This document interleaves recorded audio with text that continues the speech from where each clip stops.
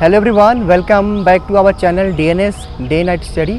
तो दोस्तों, जैसा कि आपके अंदर जो डाउट्स होते हैं काशी विद्यापीठ के बीए एंट्रेंस एग्ज़ाम को लेकर के, जो है कि सिलेबस को लेकर के, पैटर्न को लेकर के, कटअप्स को लेकर के, और जो भी डाउट्स होते हैं यहाँ पे क्लासेस का कैसे चलता है, पढ़ाई कैसे होती है, एज एस्पिरेंट आपके अंदर जितने भी डाउट्स होते हैं, तो आज हम इस वीडियो में डिस्कस करेंगे।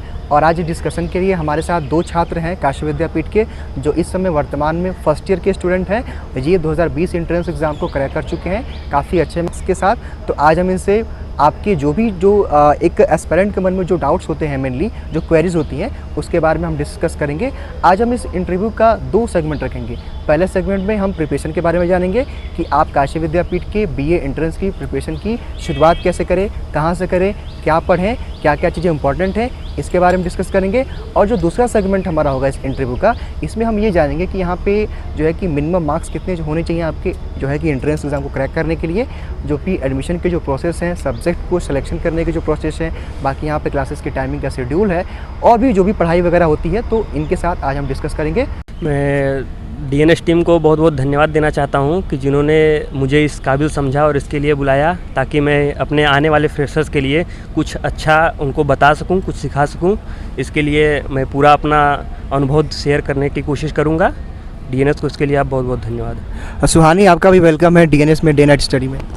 Thank you to all DNS team and thanks to आपने मुझे ये मौका दिया कि मैं अपनी बातों को और अपने एक्सपीरियंस को आके यहाँ पे आने वाले स्टूडेंट के लिए शेयर कर सकूँ और उनके लिए वो हेल्पफुल हो। तो सबसे पहला सवाल हमारा आपसे अनुभव है कि यहाँ पे यानी कि काशी विद्यापीठ का जो बीए एंट्रेंस एग्ज़ाम होता है, तो जो भी एक नया एस्पिरेंट है वो उसकी तैयारी की शुरुआत कैसे कर सकता है आपके अकॉर्डिंग? देखिए, बीए एंट्रेंस एग्ज़ाम काशी विद्यापीठ की बात नहीं, आप किसी भी एंट्रेंस एग्ज़ाम की तैयारी करने के लिए, देखिए एक कहावत बहुत फेमस है कि बिना गुरु के ज्ञान नहीं होता।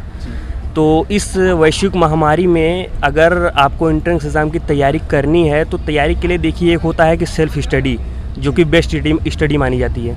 एक तो सेल्फ स्टडी होगा, उसके बाद आपका आत्मविश्वास, आपकी पॉजिटिविटी, तो ये सब चीज़ के बाद एक मार्गदर्शक की आवश्यकता होती है। जैसे हम अपना बात बताएं, तो जब हम महात्मा गांधी काशी विद्यापीठ के एंट्रेंस एग्ज़ाम की तैयारी कर रहे थे, तो उस दौरान हमें कोई मतलब कि इस विश्वविद्यालय के क्या सिलेबस है, किस तरह के क्वेश्चन पैटर्न है, कैसे मतलब कि लेवल क्या है, तो उसके बारे में हमें कुछ खास जानकारी नहीं थी। तो फिर मैंने यूट्यूब से सहारा लिया, यूट्यूब के माध्यम से मैंने सर्च किया कि क्या, क्योंकि देखिए आजकल सब ऑनलाइन हो गया है। जी। तो बच्चे ज़्यादातर आजकल हार्ड वर्क की जगह स्मार्ट वर्क करना सोचते हैं। जी। तो हम भी उसी में से थे। हम यूट्यूब पे सर्च किए कि कहाँ से हमें एक बेहतर जानकारी या एक बेहतर शेड्यूल मिल सकता है, तो हमको एक आपका चैनल डीएनएस मिला। फिर वहाँ से हमको बहुत कुछ जानने को मिला कि किस तरह का क्या लेवल होता है, क्या पैटर्न है, किस लेवल के क्वेश्चन पूछे जाते हैं, कैसे क्वेश्चन को अटेम्प्ट करना है। तो इन सब चीज़ों की जानकारी हमें डीएनएस या आपके चैनल से मिली। फिर मैंने आपके द्वारा जो दिया गया वहाँ पे गाइडेंस था, उसको अप्लाई किया, और कुछ सेल्फ स्टडी। देखिए क्या होता है कि कोई भी टीचर या कोई भी लर्निंग प्लेटफॉर्म आपको सब चीज़ें नहीं बता सकता, आपको सेल्फ स्टडी करना पड़ेगा। एक टीचर होता है वो आपको गाइडेंस दे सकता है, तो आपको गाइडेंस एक डीएनएस प्लेटफॉर्म है, हमको यहाँ से मिला और काफ़ी अच्छा मिला, जिससे मैं एक अपने एंट्रेंस एग्ज़ाम में काफ़ी अच्छा रैंक से या काफ़ी अच्छा परिणाम दे पाया। तो मैं डीएनएस को एक बार फिर उसके लिए बहुत बहुत धन्यवाद देना चाहता हूं। और पढ़ाई करने के लिए देखिए गाइडेंस होता है। आप जो भी नए छात्र आ रहे हैं उनके लिए मैं यही कहूँगा कि वो डीएनएस के साथ जुड़ें, और पूरी उम्मीद है कि वो बेहतर से बेहतर कर पाएंगे। जी, थैंक यू। और सुहानी, आपका इस पे क्या सजेशन है? जो भी छात्र तैयारी कर रहे हैं, जो भी एस्पिरेंट हैं बीए की, तो आप उनको क्या बोलना चाहेंगे कि वो अपनी तैयारी कैसे करें?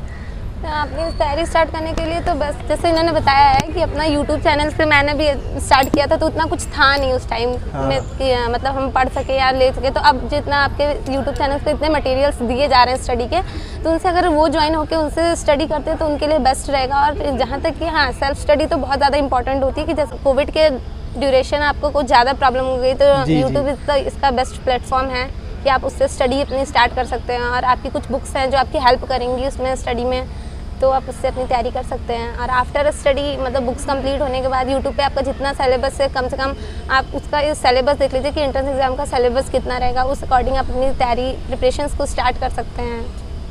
तो जैसा कि सुहानी ने और अनुभव ने बताया है, अपने जो भी एक्सपीरियंस बताएं, तो इनके कहने का ये मतलब ये है कि अगर आप काशी विद्यापीठ के बीए एंट्रेंस की तैयारी कर रहे हैं तो सबसे पहले आपको सिलेबस जानना होगा और सिलेबस के अकॉर्डिंग आपको तैयारी करनी होगी।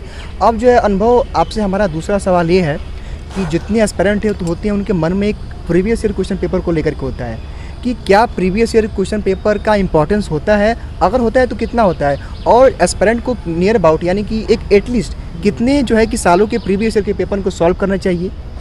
देखिए, प्रीवियस ईयर क्वेश्चन पेपर विद्यापीठ के लिए नहीं, आप कहीं के भी कंपटीशन की तैयारी करेंगे तो प्रीवियस ईयर क्वेश्चन पेपर एक आपके लिए दर्पण होता है। दर्पण किस सेंस में कह सकते हैं कि प्रीवियस ईयर क्वेश्चन पेपर से दो चीज़ पता चलती है। एक तो उस जहाँ पे आप प्रायोगिक परीक्षा देने जा रहे हैं उसका पैटर्न क्या है, उसका लेवल क्या है। दूसरा, आप खुद को अवकलित कर पाते हैं कि आप किस स्टेज पे हैं, यानी कितने पानी में हैं आप, एक तरह से कह सकते हैं कितने पानी में हैं। तो प्रीवियस ईयर क्वेश्चन पेपर किसी भी कम्पिटिटिव एग्ज़ाम के लिए बहुत ज़्यादा मैटर करता है। और वही चीज़ विद्यापीठ के लिए भी है कि आप अगर पुराने 5 साल का प्रीवियस ईयर क्वेश्चन पेपर देख रहे हैं, 5 साल, अगर 5 साल का प्रीवियस ईयर क्वेश्चन पेपर देख रहे हैं तो 5 साल के प्रीवियस ईयर क्वेश्चन पेपर से आपको बहुत कुछ पता चल जाएगा कि क्योंकि देखिए जो हम लोग का एंट्रेंस एग्जाम होता है पूरा जीके जीएस पे डिपेंड करता है। और जीके जीएस का सिलेबस इतना हार्ड है या इतना बड़ा है कि बच्चे कंफ्यूज हो जाते हैं कि कहाँ से पढ़े, क्या पढ़ें। तो प्रीवियस ईयर क्वेश्चन पेपर से बहुत चीज़ें आपको मिल जाती हैं, क्योंकि देखिए ये एंट्रेंस एग्जाम है, इसमें बहुत ज़्यादा डीपली क्वेश्चन नहीं पूछे जाते। क्वेश्चन सिर्फ एंट्रेंस एग्जाम का मतलब होता है कि बच्चों को ज्ञान कहाँ तक है, क्योंकि सब चीज़ें अगर यहीं पे पूछ ली जाएंगी तो इसका मतलब है कि बच्चा सब कुछ पढ़ा है, तो फिर उनको पढ़ाने की ज़रूरत नहीं है। तो अगर बच्चा सब कुछ पढ़ा होता तो बीए में आता क्यों? तो वो सिर्फ ऊपर से जानकारी लेते हैं। और पुराने 5 साल के प्रश्न पत्र लीजिए और देखिए कई लोग होते हैं कि बताते हैं कि previous year question paper solve करने के बाद डिट्टो क्वेश्चन आ जाते हैं। तो मेरे हिसाब से मैं जहाँ तक जांच कर पाया हूँ इसका कि शायद 1-2% का चांस होता है, लेकिन प्रीवियस ईयर क्वेश्चन पेपर को सॉल्व करने का सबसे बेस्ट तरीका ये है, उसमें देखिए कोई क्वेश्चन होता है तो उसके 4 ऑप्शन दिए रहते हैं। तो मान लीजिए जैसे एक क्वेश्चन आपको दे दिया जाएगा ताजमहल कहाँ स्थित है, तो ताजमहल आगरा दे दिया जाए, लखीमपुर खीरी दे दिया जाए, गुजरात दे दिया जाए, या 4 ऑप्शन दे दिया जाए, जो भी 4 ऑप्शन हो। तो उस 4 ऑप्शन में तो देखिए इसका सही जवाब आगरा होगा, लेकिन साथ में जो 3 ऑप्शन है आप उसका भी एनालिसिस करिए, क्योंकि क्वेश्चन ज़्यादा हेर फेर नहीं रहते, क्वेश्चन लेट लपेट वहीं से आगे पीछे होते हैं। तो उसके अगर चारों ऑप्शन का एनालिसिस करेंगे तो हमें लगता है कि आपकी 60% तैयारी एनालिसिस से कंप्लीट हो जाएगी। जी। तो सुहानी, आपका क्या मानना है प्रीवियस ईयर क्वेश्चन पेपर को लेकर के? हाँ, प्रीवियस ईयर क्वेश्चन पेपर तो इंपॉर्टेंट होते हैं कि जैसे 12th पास बच्चे जो होते हैं वो एंट्रेंस एग्जाम के लिए जब फॉर्म भरते हैं तो उनको इतने नॉलेज नहीं होती है, क्योंकि वो 10+2 का ये एग्जाम दिए होते हैं, तो वो पैटर्न एकदम अलग होता है एंट्रेंस एग्जाम से। जी, तो वो इस हिसाब से अगर वो प्रीवियस ईयर क्वेश्चन पेपर्स को सॉल्व करेंगे तो उनको एक आइडिया लग जाता है, एक फॉर्मेट उनके सामने बन के आ जाता है कि हाँ वो कैसे क्वेश्चन, कितने क्वेश्चन और कैसे क्वेश्चंस आते हैं और कहाँ से किस सब्जेक्ट से ज़्यादा क्वेश्चंस पूछे जाते हैं। तो वो एक फॉर्मेट आपका आइडिया लग जाता है कि इतने क्वेश्चन इस सब्जेक्ट से आपको पूछे जाते हैं। तो प्रीवियस ईयर क्वेश्चन पेपर तो इंपॉर्टेंट होते ही हैं। अगर मैं बात करूँ तो मिनिमम अगर आपको नहीं मिलते हैं प्रीवियस ईयर क्वेश्चन पेपर तो नहीं मिलते हैं, क्योंकि जब हमने तैयारी की थी तो हमें तो नहीं मिले थे। आपके चैनल से मुझे प्रीवियस ईयर 2 साल के क्वेश्चन पेपर मिले थे, तो मैंने वही सॉल्व किया था। तो अगर आपको मिलता है तो बहुत अच्छी बात है, 5 ईयर्स के तो बहुत अच्छा है। मिनिमम आप 3 ईयर्स के previous year question paper solve कीजिए। और जैसे सर मतलब जैसे बताया इन्होंने, तो उसका एनालिसिस भी बहुत ज़रूरी होता है, क्योंकि क्वेश्चंस होते हैं घुमा फिरा के वही क्वेश्चन अधिकतर पूछे जाते हैं। और जीके जीएस तो बहुत ब्रॉड है, उसको तो पढ़ना वही है, तो उसके लिए आपको प्रीवियस का क्वेश्चन पेपर तो इम्पोर्टेंट है इसीलिए। जी। वैसे सुहानी, आपका स्ट्रीम क्या था पहले, मतलब 12th में आर्ट्स था या फिर आपका मैथ्स था या फिर बायोलॉजी? नहीं, मेरा फिजिक्स केमिस्ट्री बायोलॉजी था। यानी कि पीसीएम था आपका। तो फिर आपको थोड़ा सा जीके जीएस को लेकर के काफ़ी ज़्यादा प्रॉब्लम भी हुई, क्योंकि भाई 12th के बाद तुरंत जो कि जीके जीएस को पढ़ना वो चीज़ पॉसिबल होता नहीं है, और एक मतलब उसको पढ़ करके तुरंत एंट्रेंस भी देना है। तो मतलब कैसे आपने उसको तैयारी आपने कहाँ से स्टार्ट की, मतलब कैसा, मतलब क्या क्या आपने पढ़ा, कौन कौन से सब्जेक्ट को ज़्यादा पढ़ा आपने? मेरे लिए सारा सब्जेक्ट्स न्यू था, क्योंकि मैंने केमिस्ट्री बायो से अपना 12th पास आउट किया सब कुछ नया था। हाँ, मेरे लिए सब कुछ न्यू था। तो मैंने उसका एक टाइम टेबल शेड्यूल बनाया था अपना, कि मुझे मॉर्निंग में अपना करंट अफेयर कंप्लीट करना है, आफ्टरनून मैंने रीजनिंग पढ़ लिया, या मुझे कुछ जो लर्निंग सब्जेक्ट है मैंने वो पढ़ लिए। इवनिंग में क्योंकि मेरा हिस्ट्री और पॉलिटिकल बहुत ज़्यादा वो टफ था, मुझे नहीं आता था, तो मैंने उसका एक टाइम टेबल रखा कि हाँ इतने शेड्यूल रखता है कि इसमें से मैं इतने टाइम अपना निकाल के इतनी स्ट्रैटेजी बना के अपनी तैयारी करूँगी। उस अकॉर्डिंग मैंने अपना टाइम टेबल किया, उस मैंने पढ़ा। फिर उसके बाद निकल गया। अच्छा ये बताइए सुहानी कि जो कोई सब्जेक्ट आते हैं, हालांकि हिस्ट्री है, पॉलिटिक्स है, ज्योग्राफी है, इकोनॉमिक्स है, तो आपको क्या लगता है कि कौन सा सब्जेक्ट ज़्यादा पढ़ने चाहिए आपको? नहीं, पढ़ने तो सारे सब्जेक्ट चाहिए क्योंकि ऑलमोस्ट सारे सब्जेक्ट्स ही आपके लिए इम्पोर्टेंट होते हैं, क्योंकि ये तो दिया नहीं होता ना कि हाँ कहाँ से भी क्वेश्चन पुट अप कर दे एंट्रेंस एग्जाम में। तो सारे क्वेश्चंस आपके लिए, सारे सब्जेक्ट आपके लिए बहुत इंपॉर्टेंट होते हैं। बेसिकली आपको जैसे अगर हाँ एक फॉर्मेट में देखा जाए तो आपका इकोनॉमिक्स हो गया, ज्योग्राफी हो गया, इन सबसे क्वेश्चन ज़्यादा पुटअप किए जाते हैं। जी जी। हाँ, तो इन सबको आप ज़्यादा मतलब दे सकते हैं, टाइम ज़्यादा दे के अपना स्टडी कर सकते हैं। बहुत बच्चे मतलब मेरी ये बात थी कि मैं अपना साइंस साइड से आर्ट साइंस पे आई थी। बहुत बच्चे होते हैं कि उनका आर्ट्स ही रहता है स्टार्टिंग से, तो उनके लिए वो चीज़ और भी पावरफुल हो जाती है कि उनको आता रहता है पहले से, तो उनकी जो वीक होगी सब्जेक्ट उन पे वो ज़्यादा फोकस्ड करेंगे तो वो हो जाएगा। तो जैसा कि सुहानी ने और अनुभव ने बताया है कि सबसे पहले आपको अगर एंट्रेंस एग्ज़ाम की प्रिपरेशन करनी है बीए की, तो आपको सिलेबस पता होना चाहिए। पैटर्न जाने के लिए आपके पास प्रीवियस ईयर क्वेश्चन पेपर्स होने चाहिए। तो मैं आप सभी को बता दूं कि अगर आपको प्रिपरेशन करनी है तो आप डीएनएस के थ्रू कर सकते हैं। आपको प्रीवियस ईयर क्वेश्चन पेपर या फिर सिलेबस जो भी चीज़ें हैं, ई नोट्स है, हमारे यहाँ प्राइवेट क्लासेस भी चलती हैं, तो आप जो है कि लिंक डिस्क्रिप्शन बॉक्स में हमारा है और व्हाट्सअप भी है डीएनएस का, आप वहाँ से हमें ज्वाइन करके आप अपने जो है कि प्रिपरेशन कर सकते हैं और प्रीवियस ईयर के क्वेश्चन पेपर भी आप ले सकते हैं। अब जो है कि अनुभव आपसे हमारा अगला सवाल है। हमारा क्या सवाल, जो एस्पिरेंट होते हैं तो उनके दिमाग में कहीं ना कहीं ये चलता है कि जैसे कि ठीक है वो एंट्रेंस एग्ज़ाम जो है कि फॉर्म भर दिए, अप्लाई कर दिए, तो ये हो गया, सिलेबस हो गया, पैटर्न हो गया, ये सारी चीज़ें हो गई। अब जो है कि ये जो एक करंट अफेयर की बात आती है, आपने देखा होगा 15 से 20 क्वेश्चन विद्यापीठ के जो है कि एंट्रेंस में 15 से 20 क्वेश्चन करंट अफेयर के आते हैं। तो एटलीस्ट करंट अफेयर कितने सालों के पढ़ें, यानी माने कि कितने दिनों के पढ़ें, कहाँ से पढ़ें और कैसे पढ़ें? आप जो है जो भी आपका व्यू रहा है, जैसे आपने प्रिपरेशन की है, तो आप बता सकते हैं। देखिए, करंट अफेयर की बात की जाए तो विद्यापीठ के करंट अफेयर एग्ज़ाम में आपने बताया कि इसके एंट्रेंस एग्ज़ाम में लगभग 15 से 20 क्वेश्चन आते हैं जी। तो करंट अफेयर देखिए क्या होता है कि करंट अफेयर पढ़ने का या एंट्रेंस एग्ज़ाम को लेके करंट अफेयर पढ़ने का यही होता है, जैसे मान लीजिए आपका एंट्रेंस एग्ज़ाम 20 अगस्त को मान लीजिए एज ए डेट रखा जा रहा है कि 20 तारीख को आपका एंट्रेंस एग्ज़ाम है, तो आप एंट्रेंस एग्ज़ाम के 20 दिन पहले का और 20 दिन पहले से लेके 6 महीने पहले तक का, जी। आप 4 से 6 महीने कह सकते हैं कि 4 से 6 महीने, 6 to 4 month, तो इतने दिन का आप करंट अफेयर्स पढ़ते हैं तो आपके लिए पूरी संभावना बन जाती है कि आपका करंट अफेयर से एक भी क्वेश्चन नहीं छूटेगा।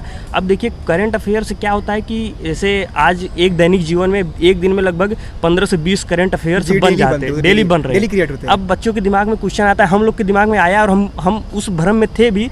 आपको बताएं कि जब हम एंट्रेंस एग्जाम दे रहे थे उस समय कोरोना काल बहुत ज़्यादा चल रहा था, तो हम जहाँ से मतलब कि जो जहाँ तक मेरा अनुभव काम किया कि हम एकदम मतलब A to Z current affair manage करते थे, लेकिन वो मैं गलत तरीका अपनाया था। क्योंकि करंट अफेयर से देखिए मैं एंट्रेंस एग्ज़ाम यहाँ का दिया तो करंट अफेयर से मतलब कि बहुत सारे मतलब आप ये जानिए कि एक क्वेश्चन आया था कि कोरोना वायरस कहाँ से आया है। हाँ। तो इतना इसके लिए तो नॉर्मली आप जानते हैं। तो करंट अफेयर मेरा कहने का मतलब कि सिर्फ आपको इम्पॉर्टेंट पॉइंट पढ़ने हैं, आप एकदम डीपली उसको एकदम जाके नहीं पढ़ना है। जैसे इस समय का आप हम अगर आपको एक दो एग्जाम्पल दें तो जैसे देखिए कि माउंट एवरेस्ट की ऊंचाई इस समय कुछ इंक्रीज हुई है। हाँ। जिससे चाइना और नेपाल ने मिल के उसका 0.6 सेंटीमीटर बढ़ा है वो। तो एक देखिए करंट अफेयर का हमें लगता है कि क्वेश्चन इंपॉर्टेंट है। और जैसे देखिए हाल ही में हमारे मुटेरा स्टेडियम का नाम बदल के प्रधानमंत्री जी के नाम पे किया गया, तो कुछ इस टाइप के क्वेश्चन, जैसे अभी हाल ही में पश्चिम बंगाल में चुनाव तो मुख्यमंत्री का नाम सीधा सीधा पूछ दिया जा सकता है। तो इस टाइप के क्वेश्चंस पढ़िए, आप बहुत ज़्यादा डीपली मत जाइए कि सरकार ने कौन सी चीज़ें कब की, किस डेट को की, ऐसा कुछ नहीं। डीप हो जाएगा, बहुत डीप कतई नहीं जाना, क्योंकि मैं उसमें जाके टाइम वेस्ट कर चुका हूँ। तो मैं ऐसा नहीं कहूँगा कि डीप में जाएँ, सिर्फ आप पॉइंट कवर करिए, मोटी मोटा जानकारी रखिए और सिर्फ ऊपर से क्वेश्चन पूछा जाता है उसमें।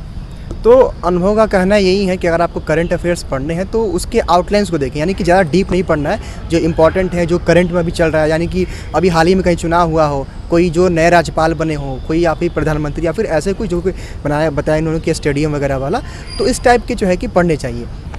तो जैसा कि ये जो दोनों छात्र हैं ये 2020 एंट्रेंस एग्ज़ाम दे चुके हैं, अच्छे मार्क्स के साथ इन्होंने एंट्रेंस एग्ज़ाम क्रैक भी किया है। तो अब होता है कि आप सब जानना चाहते हैं कि जो टॉपर्स होते हैं या फिर जो एंट्रेंस क्रैक करते हैं तो वो कितने घंटे पढ़ाई करते हैं, पढ़ाई कैसे जो है करते हैं। तो सुहानी, आपका इस पे सजेशन क्या है, या फिर आपकी राय क्या रही, या फिर आपकी स्ट्रेटेजी क्या रही, यानी कि आपने कितने घंटे पढ़ाई की, तो क्या इस पे बोलना चाहेंगे आप?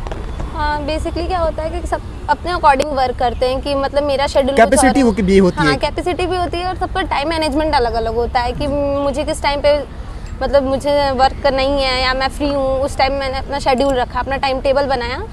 मेरा यही था शेड्यूल कि ज़्यादा मैं कुछ नहीं तो मिनिमम मैं 3 आवर्स अपना डेली के लिए निकालती थी स्टडी इंटरेस्ट एग्जाम। 3 आवर्स कम से कम? एटलीस्ट 3 आवर्स मैं अपना निकालती थी, जिसमें से मैंने अपना करंट अफेयर, मॉर्निंग का करंट अफेयर रखा था, आफ्टरनून मेरा रीजनिंग रहता था और इवनिंग में मेरे लर्निंग जो होते थे, लर्निंग जितने सब रिवीजन भी मान सकती है उतने नहीं तो मैं ये करती थी ना, मैं ये इकट्ठे सारा क्वेश्चन नहीं लेके पढ़ती थी कि मतलब ये साइकोलॉजी भी पढ़ लिया, सोशोलॉजी भी पढ़ लिया, हिस्ट्री पढ़ लिया, पॉलिटिकल पढ़ लिया, सब इकट्ठे पढ़ लिया।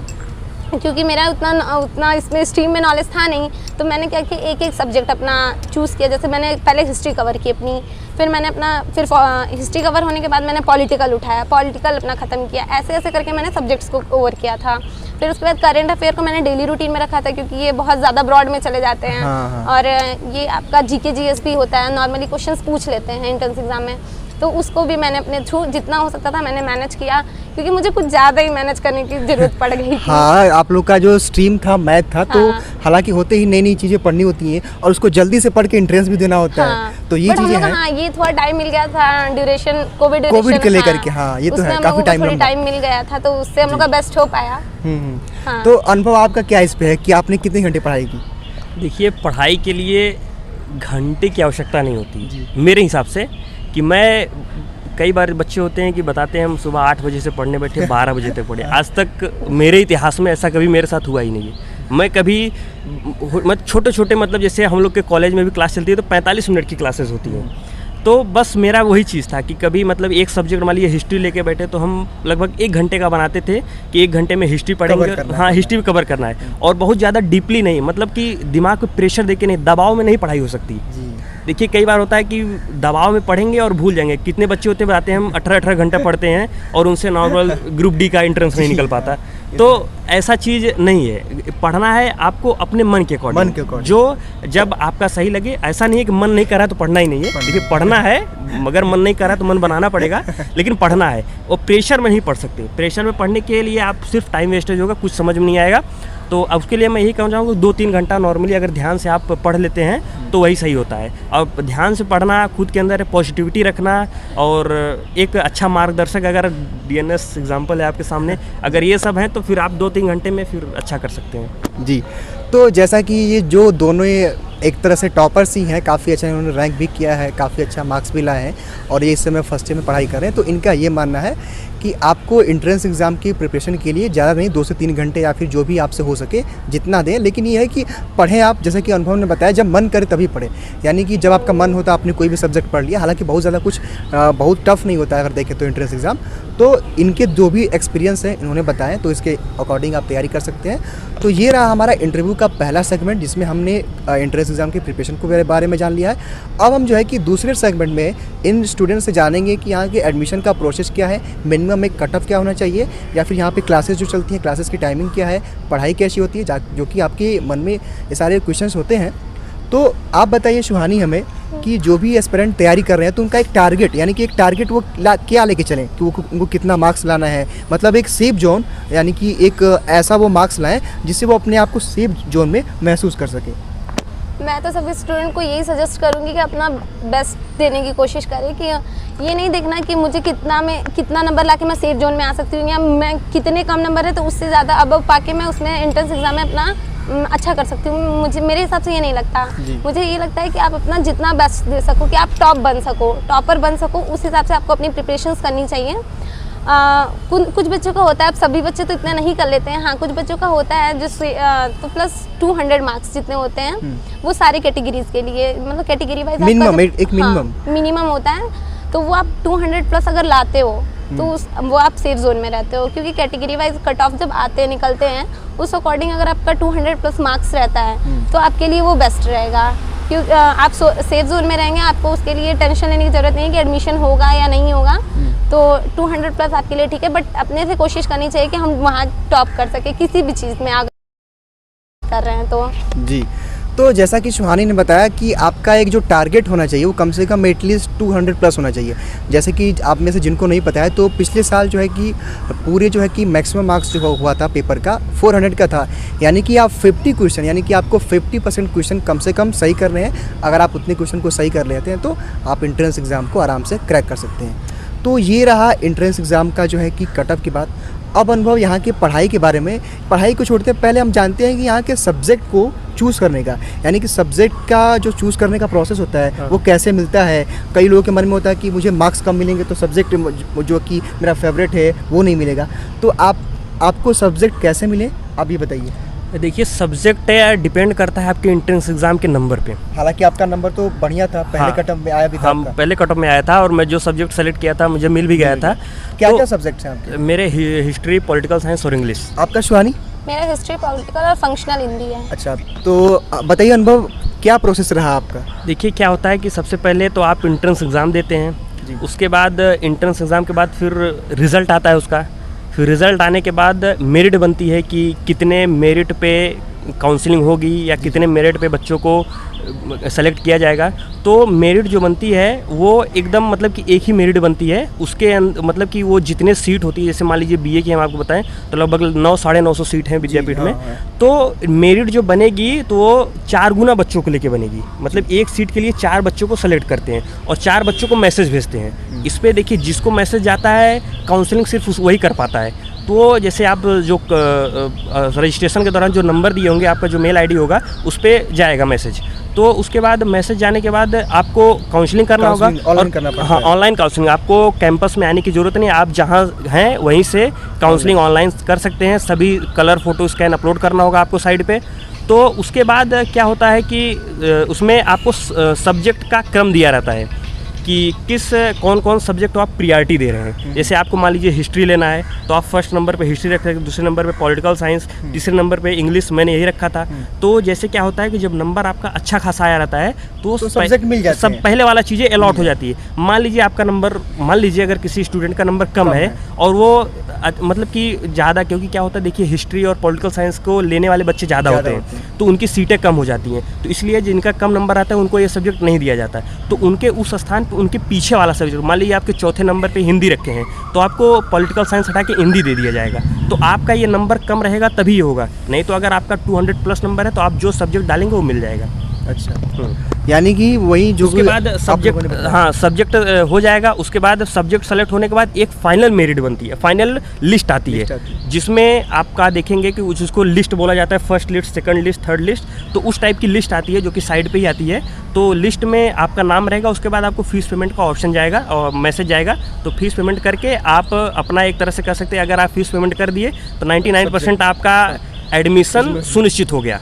उसके बाद 2-3 दिन बाद आपको भौतिक सत्यापन जिसको बोला जाता है, ला के अपने ओरिजिनल डॉक्यूमेंट अपने फैकल्टीज़ में जो आपको अलाट हुआ रहे, जैसे मानविकी हुए या समाज संकाय हुआ, तो जो फैकल्टी आपको अलाट हुआ रहे उसमें आके ला के सबमिट करके अपना क्लास अटेंड शुरू कर सकते हैं। सुहानी, आप हमें बताइए कि क्लासेस यहाँ पे कितने पीरियड की चलती हैं और क्लासेस का टाइमिंग वगैरह क्या होता है, और थोड़ा सा यहाँ की पढ़ाई के बारे में भी। आप लोग तो 1 साल पढ़ भी चुके हैं तो आप लोग को एक्सपीरियंस भी है कि विद्यापीठ में काफ़ी लोगों को जो एक बाहर से कुछ लोगों की नेगेटिविटी होती है, पढ़ाई नहीं होती है, कुछ लोग कहते हैं कि हाँ पढ़ाई होती है। तो आपका क्या है, मतलब आप क्या मानती हैं, क्योंकि आप तो 1 साल पढ़ भी चुकी हैं, आपको एक्सपीरियंस भी है। नहीं, ये तो फुली डिपेंड होता है स्टूडेंट्स पे कि वो यहाँ पढ़ने आते हैं कि क्या करने आते हैं। कोई इंस्टीट्यूट बेकार नहीं होता है, क्या वहाँ के स्टूडेंट्स पे डिपेंड करता है कि वो पढ़ें या फिर आए मस्ती करें, मस्ती करके घर जाएं। तो इससे नेगेटिविटी फैलती है। नेगेटिविटी ऑब्वियसली होता है, नेगेटिविटी स्प्रेड होगी कि अगर आप बच्चे, क्या होता है ना, विद्यापीठ में नेतागिरी ज़्यादा होता है, ये होता है, पॉलिटिक्स है, हाँ पॉलिटिक्स बहुत ज़्यादा है। तो इसीलिए वहाँ ज़्यादा नेगेटिविटी स्प्रेड है कि वहाँ पढ़ाई बाकी नहीं वो तो होती अपने है। एक जगह है, उससे तो कोई बहुत ज़्यादा कोई वो नहीं है कि अपने जो पॉलिटिक्स है वो अपनी जगह है, पढ़ने वाले लोग अपनी जगह है। नहीं, तो ये क्या होता है ना कि पॉलिटिक्स की वजह से बहुत जो बच्चे नहीं होता कि स्टडी करने नहीं जा रहे हैं, 12th के बाद आज़ादी मिलती है कि घूमेंगे फिरेंगे कॉलेज में, हाँ कॉलेज में, तो वो क्या करते हैं, वो फिर उनके पीछे लग जाते हैं। तो इनसे नेगेटिविटी स्प्रेड होगी ना कि हाँ बच्चा जाता है, पढ़ता नहीं है। हाँ, तो ये हो जाता है। तो मैं ये नहीं कहूँगी। बाकी पढ़ाई कैसी होती है यहाँ पे? पढ़ाई तो बहुत अच्छी होती है। जो बच्चे क्लासेस वगैरह जो स्टूडेंट अपने पढ़ेंगे उनके लिए तो बेस्ट होता है। और यहाँ के जो टीचर्स हैं वो भी बहुत फ्रेंडली हैं, बहुत ज़्यादा वो नहीं है, फ्रेंडली। आप कुछ भी पूछो या क्लियर करेंगे तो आप एक नहीं 10 बार पूछो 10 बार क्लियर करेंगे। तो पढ़ाई तो बेस्ट होती है, बट वो स्टूडेंट पे अपना डिपेंड कर रहा है कि वो पढ़ाई कर रहा है या नहीं।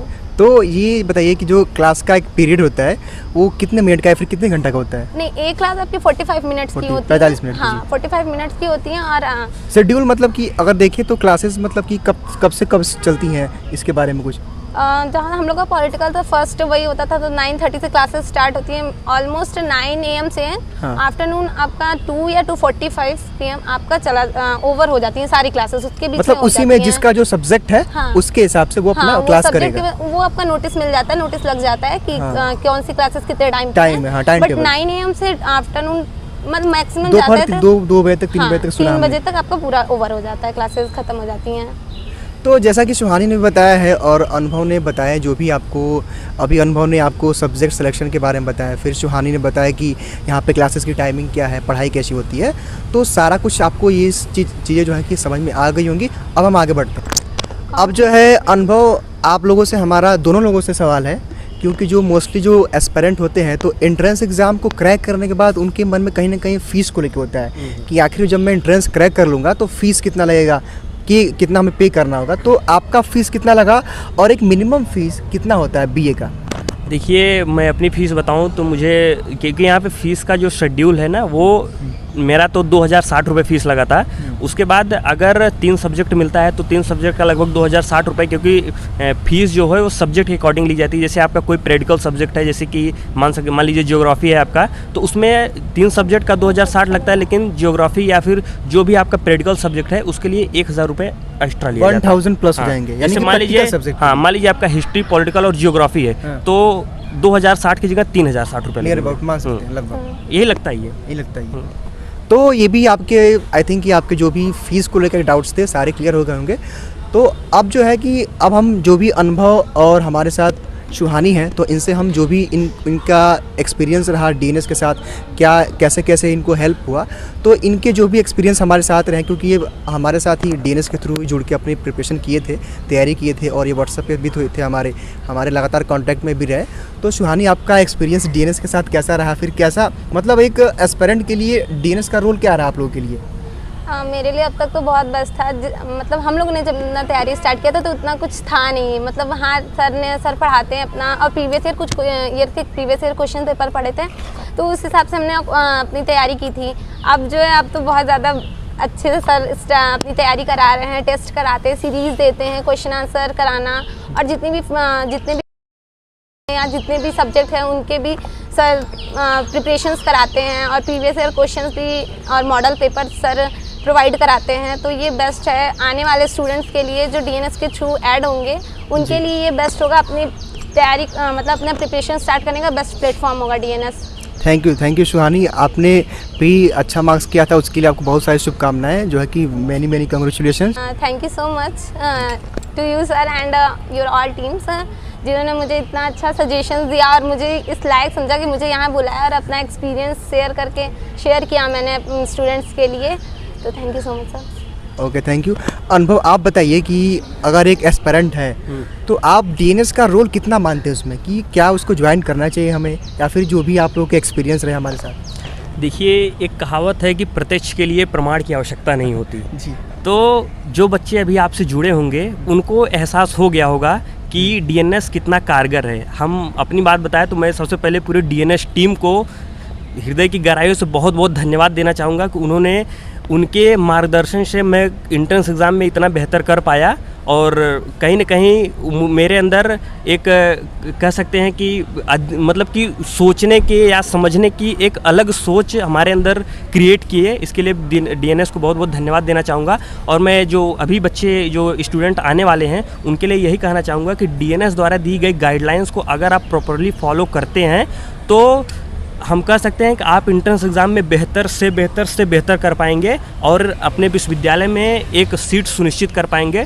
तो डीएनएस एक अच्छा माध्यम है, स्पेशली विद्यापीठ के प्रिपरेशन के लिए, एंट्रेंस एग्ज़ाम के प्रिपरेशन के लिए, तो मैं जो भी नए बच्चे आए उनके लिए गाइडेंस, या जो आपसे जुड़े हैं वो तो ठीक है, या फिर जो इस वीडियो को देखेंगे, या जो मतलब कि अभी नहीं जुड़े हैं, मैं उनसे यही कहना चाहूँगा कि डीएनएस एक अच्छा विकल्प है अगर आप विद्यापीठ की तैयारी करते हैं। क्योंकि देखिए यहाँ पे क्या है कि सीट होती है 900, 1000 लमसम 950 सीट है, और बच्चे फॉर्म भरते हैं लगभग 7 से 8000, तो कहीं ना कहीं फाइटिंग हो जाता है। और आप देखेंगे कि एग्ज़ाम हॉल में मैं देखा हूँ कि कई बच्चे होते हैं जिनका सेल्फ स्टडी करते हैं। मैंने बताया ना कि अब जब तक आपको गुरु नहीं मिलेगा, मार्गदर्शन आपका नहीं मिलेगा, तब तक आप बेहतर नहीं कर सकते।